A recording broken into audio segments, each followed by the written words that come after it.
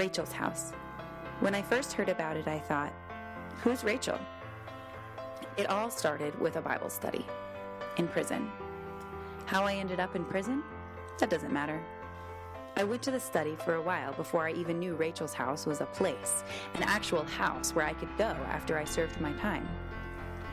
Through the honesty of the other women and the love of the Bible study leader, I found truth himself knocking on the door of my future.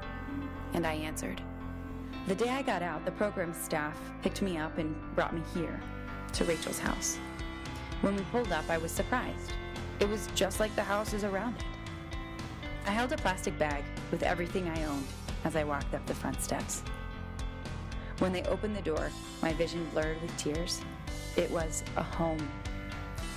The other ladies greeted me with kindness and gifts. Love. For the first few weeks, everything was new. My days were scheduled with medical appointments and reentry necessities like getting my state ID and visiting the Social Security office. I attended weekly Bible studies and services at church. Each day, I met new people, staff members, mentors, other residents. Some of them I knew from prison. What kept me grounded during this necessary busyness was the all-around support, physical, emotional, spiritual. During the first 40 days, I met with a job coach who equipped me with the knowledge and tools to get and keep work. Even though I didn't think someone with a background like mine could get a job, after just a few weeks, I was employed. Next, Rachel's house provided financial literacy classes and a one-on-one finance mentor. There were so many things to learn. At Rachel's house, this community of mentors held me accountable for spending and saving my money. I was so proud every month I kept up with program fees. I can't begin to express the power of doing what's right. My own best thinking sent me to prison, but being empowered to make good choices gave me a hope for a new future in even the most practical ways. After orientation, everything seemed to change so fast. But the one thing that stayed the same was our weekly community meeting.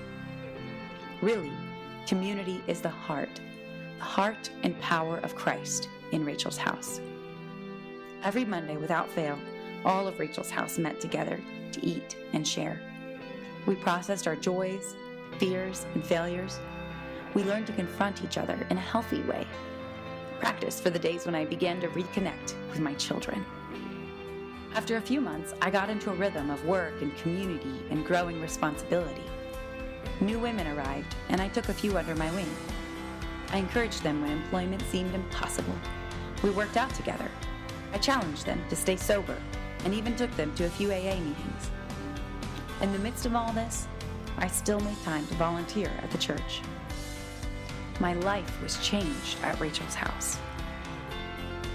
So who is Rachel anyway? Well, there is no Rachel who owns the house. Rachel is you. Rachel is me. Rachel is any one of us who has lost a loved one, a hope, an innocence. The name comes from a verse in the Bible describing a woman who has been stripped of what she cares about most.